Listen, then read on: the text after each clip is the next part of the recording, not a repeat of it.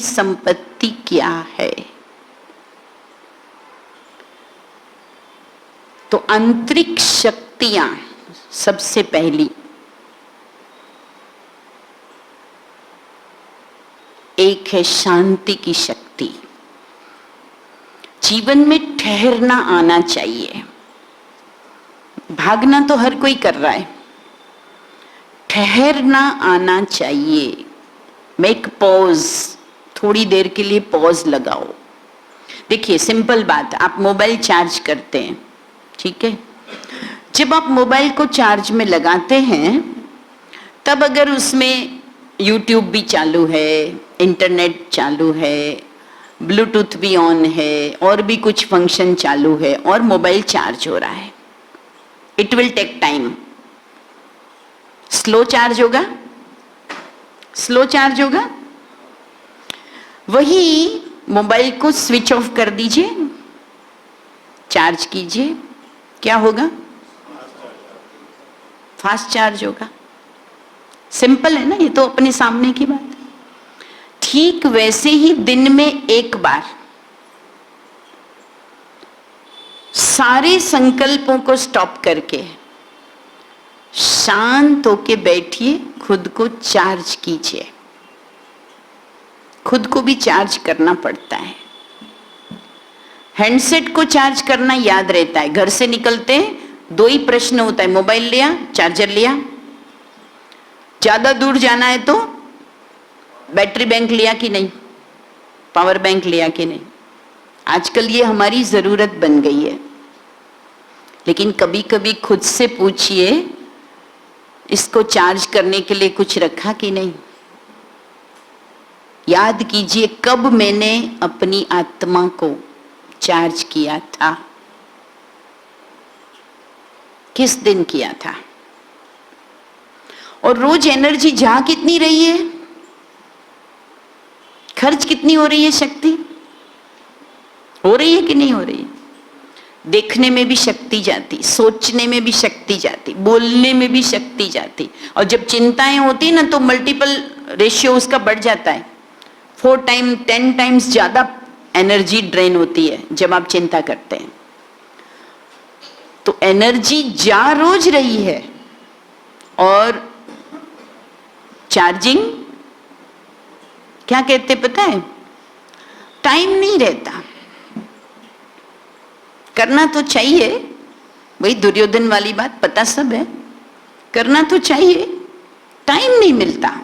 सबसे बड़ा प्रश्न व्यापारियों के पास क्या होता है, वैसे तो आज सबके पास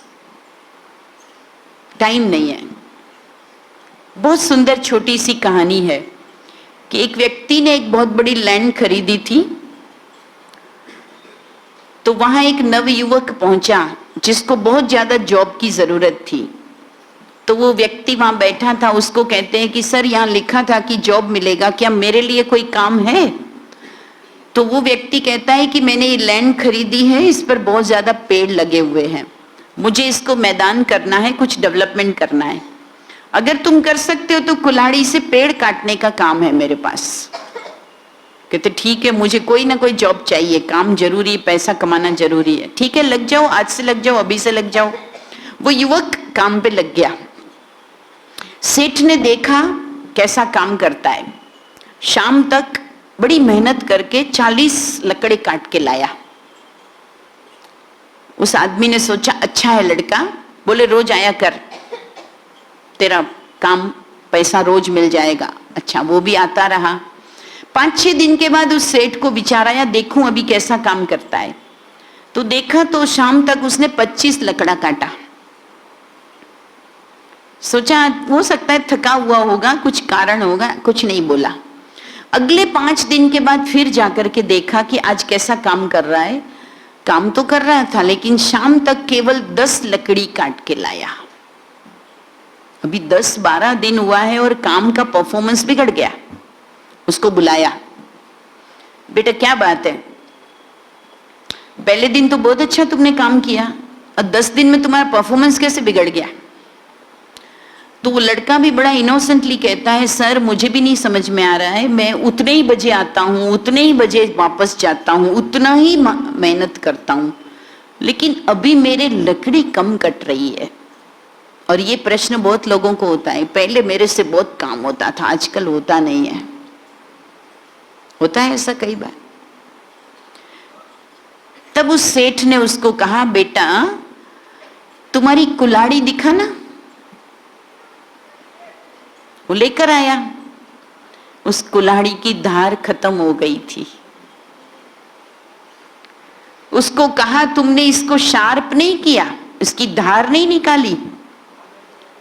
तो उस भोले से युवक ने कहा, सर सारा दिन तो काम करता हूं, धार निकालने का तो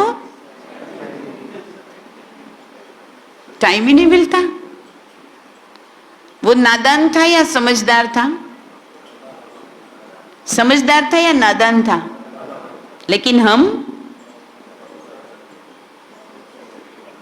हम समझदार है या नादान है?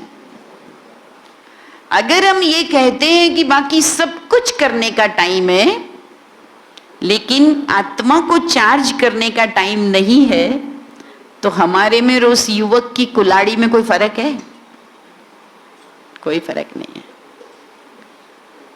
We have to spend time for ourselves. हमें अपने लिए टाइम निकालना ही पड़ेगा। कहते हैं सिर सलामत तो पगड़ी हजार।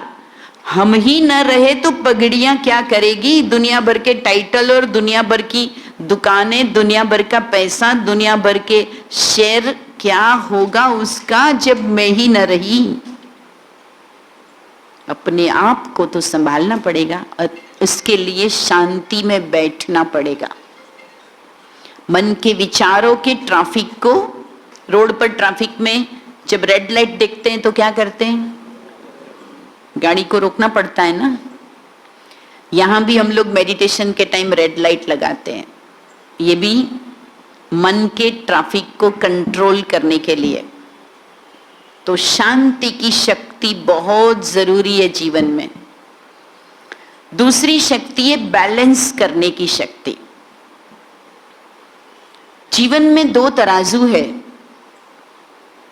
मैं, मेरा परिवार। एक तरफ मेरा परिवार, एक तरफ समाज, एक तरफ मन, एक तरफ शरीर। बहुत सारी चीजें हैं जिसमें आपको तराजू से बैलेंस करना सीखना पड़ता है। कहाँ कितना टाइम देना, किसको कितनी प्रायोरिटी देना, बैलेंस करने की शक्ति आती है बुद्धि के स्थिर होने से। जैसे तराजू होता है, यथार्थ निर्णय कब देता है? कब देता है? जब वो स्थिर होता है। इसलिए सुनार की दुकान में जो तराजू होता है ना, आजकल तो डिजिटल होता है, लेकिन पहले वो छोटा सा तराजू होता था। उसको कहाँ रखते हैं? कांच के बॉक्स के अंदर, ताकि हवा भी न लगे, क्योंकि 0.1 ग्राम भी अगर फर्क पड़ गया तो आज का 1.25 लाख का सोना तो बहुत महंगा पड़ जाएगा, है ना। बैलेंस के लिए जरूरी है बुद्धि की स्थिरता। बुद्धि स्थिर कब होती है? जब समाधान मिलते हैं। जब तक प्रश्न मगज दिन में होते हैं ना, दिल में, तब तक बुद्धि स्थिर नहीं होती। जीवन में प्रश्न बहुत आएंगे, रोज आएंगे, नए नए आएंगे। और आज का टाइम कैसा है, नई नई प्रॉब्लम आ रही है, चुनौतियां नई नई आ रही है, बीमारियां नई नई आ रही है, फैमिली प्रॉब्लम्स नए नए आ रहे हैं। कल ही हमने एक बात शेयर की थी कि आजकल बेटे की शादी करते हैं तो रिश्ता करते हैं ना, तो लड़की को पहले तो ये पूछना पड़ता था कि भाई खाना वाना बनाना जानती है कि नहीं। आजकल ये पूछना पड़ता है कि घर का खाना खाएगी कि नहीं।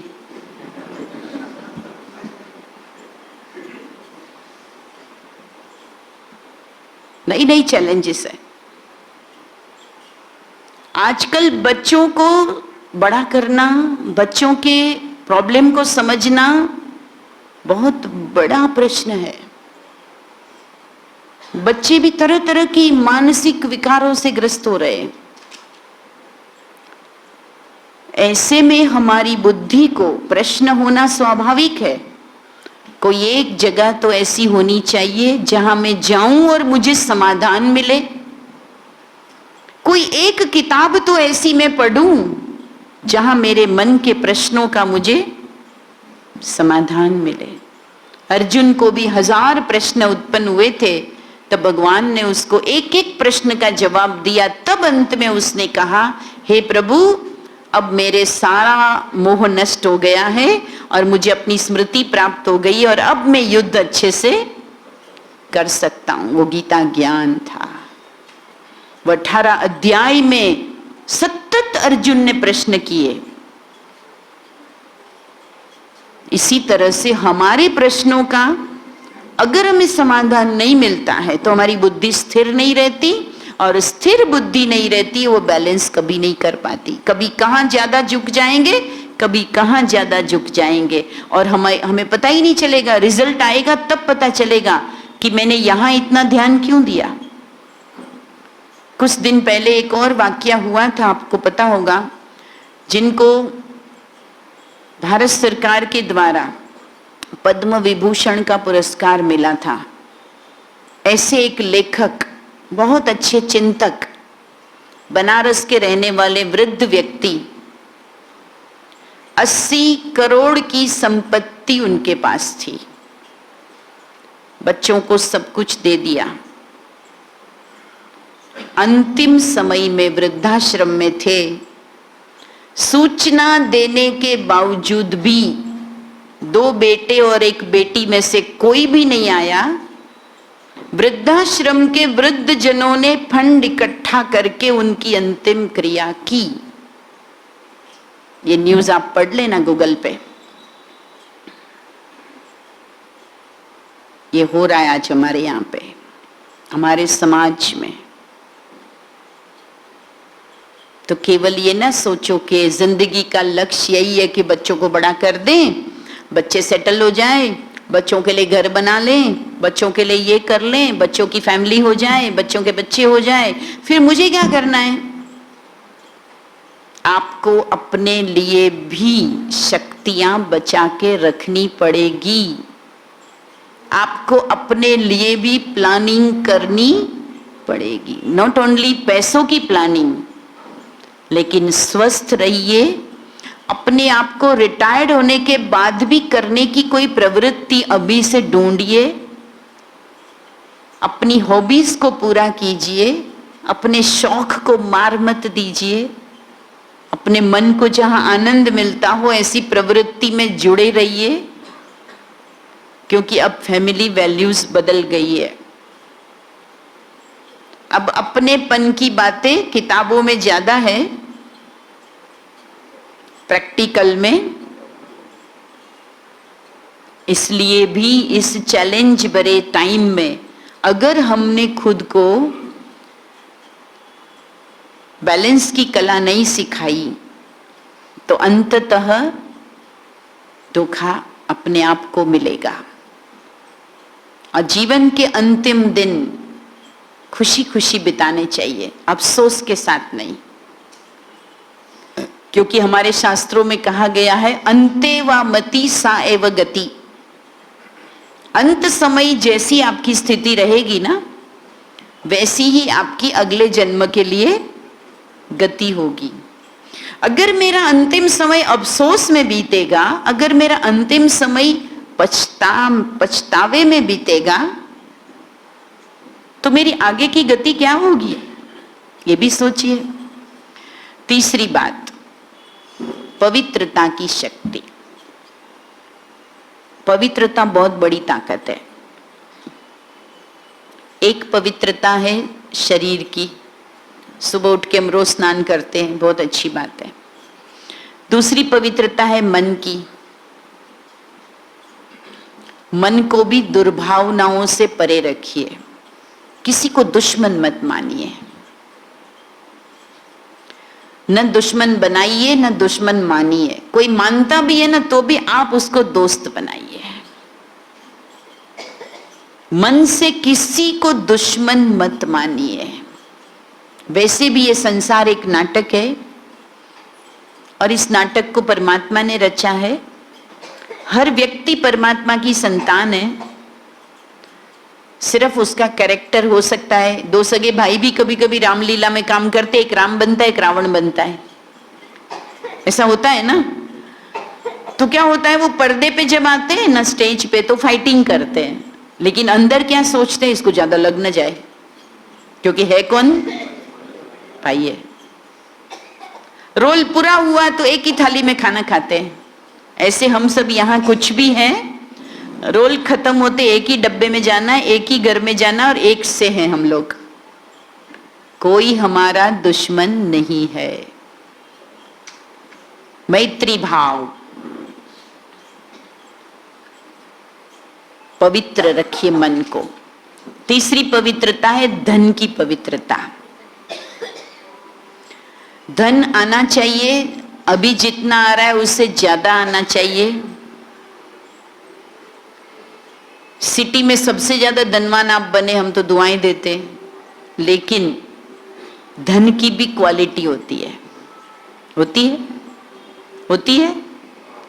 एक धन दुआओं के साथ आता है,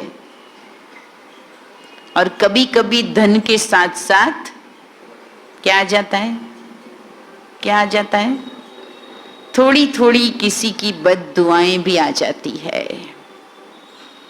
और थोड़ी भी अगर बद दुआ साथ में आ गई तो वो धन जो मेरे घर में आएगा ना, वो सुख नहीं देगा। धन भी पवित्र हो। हमें मेरे लौकिक में पिताजी एक बहुत अच्छी हंसी की बात सुनाते थे, आपसे शेयर करती हूँ। एक बार एक व्यक्ति के पास, पुराने जमाने की बातें, अठन्नी चलती थी, 50 पैसे का सिक्का, अभी तो कम हो गया है। तो किसी के पास नकली सिक्का आ गया, नकली 50 पैसा आ गया। अब वो जहां दे वापस ये नहीं चलेगा, दूसरा दो। अब उसको लगता था मेरे साथ किसी ने ठगी कर दी।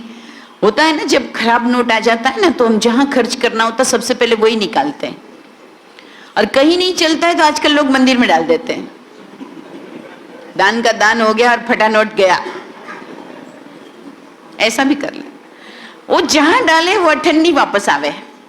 उसको ठगा ठगा महसूस होता था कि मेरे को किसी ने ठग लिया, मैं भी किसी को ठगूं तो मुझे आनंद मिलेगा, चला लूं इसको। एक बार चांस मिला उसको, कब, वो बस में बैठा था, बस छूटने वाली थी, और एक बच्चा आया, बाबूजी अखबार ले लो। सोचा ये अच्छा मौका है। कितने का, बोले 1.25 रुपया। ठीक है देता हूं। ऐसे टाइम पर दिया जब 50 पैसा वो निकाला, 75 पैसा और डाला, और 1.25 रुपया पकड़ाया, बस चल दी। वो बहुत रिलैक्स महसूस किया उसने आज। क्यों? आज मैंने अपनी, थोड़ी देर के बाद अखबार पढ़ने के लिए खोला तो पता चला 10 दिन पुराना था।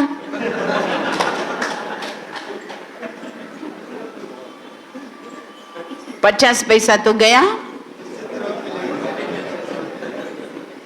75 पैसे को लेके गया। अगर गलत धन आ जाएगा तो वो जब जाएगा ना तो 4 गुना लेके जाएगा, साफ करके जाएगा आपको। इसलिए धन की भी पवित्रता।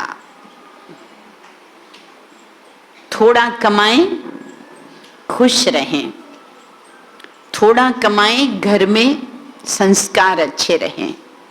पहले के लोग, कोई ऊपर की कमाई देता था ना ऑफिस वगैरह में, तो लोग डरते थे, नहीं नहीं भाई मैं ऊपर की कमाई नहीं लूंगा, मेरे घर में भी बीवी बच्चे हैं, संस्कार बिगड़ जाएंगे, मुझे सरकार पगार देती है बहुत है।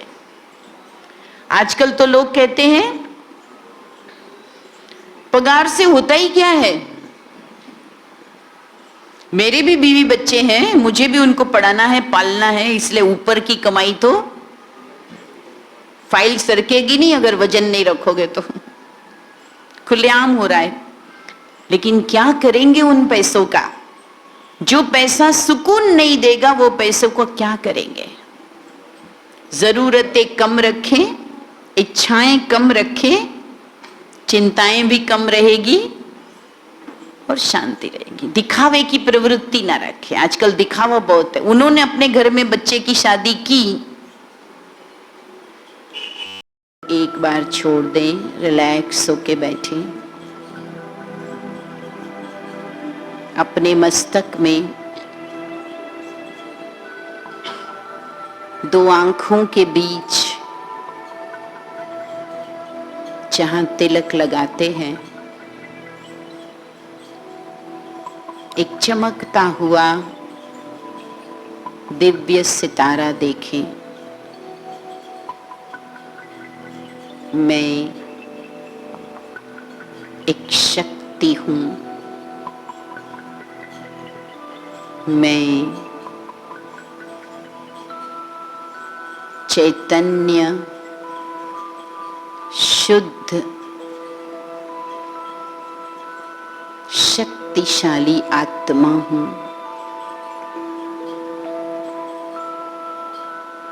यह शरीर मेरा कार्यस्थल है, साधन है, मेरी गाड़ी है।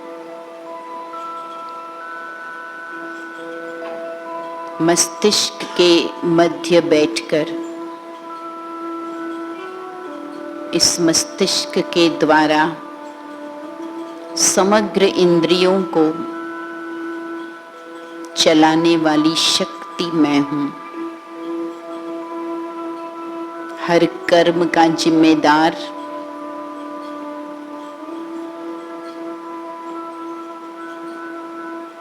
हर इंद्रिय का मालिक मन बुद्धि का मालिक मैं आत्मा हूं।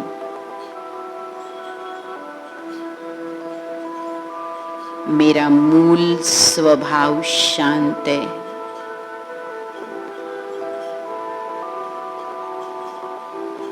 शांति ही मेरी शक्ति है।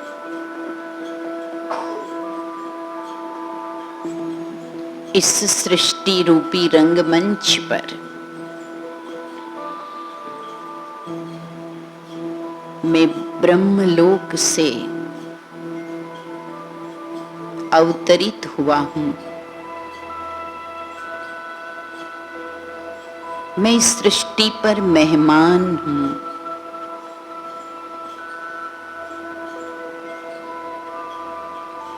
मेरा ये जन्म किसी विशेष प्रयोजन से हुआ है। मुझे अपने जीवन के लक्ष्य को निर्धारित करना है।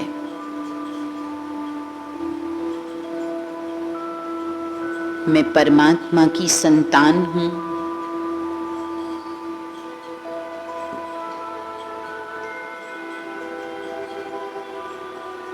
जैसे परमात्मा सर्व के कल्याणकारी, न्यायी, कृपालु, दयालु, शांति के भंडार है,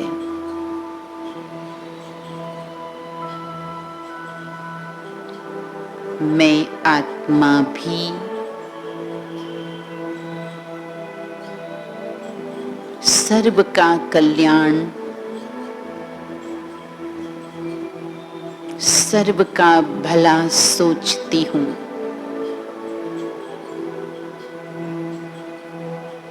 मुझे अपने जीवन को भी सफल बनाना है।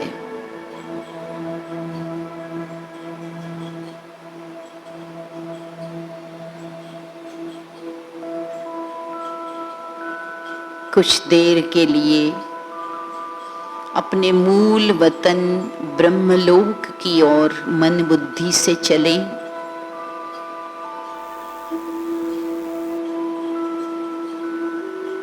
अनुभव करें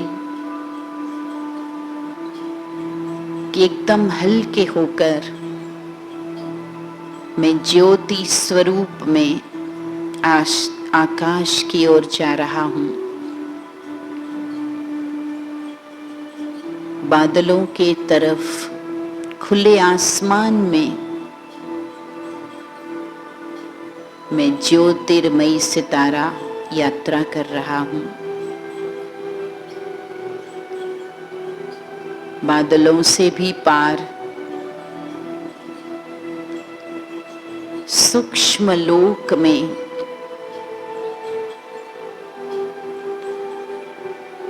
देवों की दुनिया से भी पार ब्रह्मलोक में मुझे जाना है।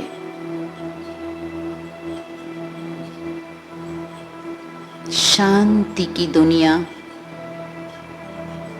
लाल सुनहरे प्रकाश से आच्छादित ये ब्रह्मलोक मेरा निज वतन है। यहाँ परम शांति है। मन की आंखों से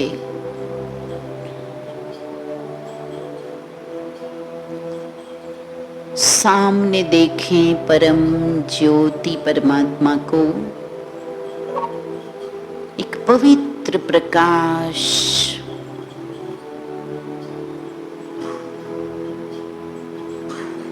जिसकी शक्तिशाली किरणें चारों ओर फैल रही है। एक प्यारी सी किरण मुझ पर भी आ रही है। मैं परमात्म शक्तियों को अपने में शांति के इन क्षणों में रिसीव कर रहा हूं। भर लें अपने आप को। देने वाला दाता सदा शक्तियां बिखेर रहा है। जब मन पवित्र होता है, परमात्मा की स्मृति में अपने को उनका बच्चा और उन्हें परम पिता मानकर बैठते हैं, सहज भाव से वो शक्तियां हम में प्रवेश होती है। मैं भाग्यवान हूं कि मुझे आज परमात्म ज्ञान मिला। परमात्मा की शक्तियों से मैं अपने आप को भर रहा हूं, शक्तिशाली हो रहा हूं। अब इस जीवन में सदा खुश रहना है। परमात्मा से वायदा करें,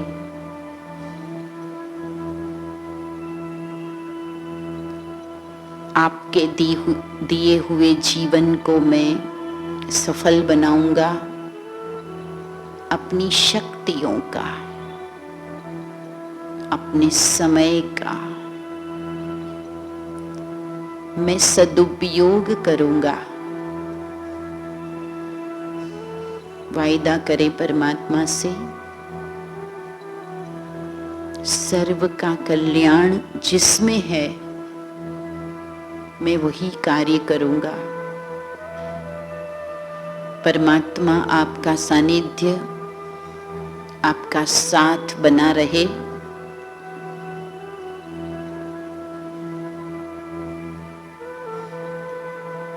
ये सुंदर वार्तालाप आत्मा को आनंद देता है। मैं शक्तियों से, खुशी से भर गई हूँ।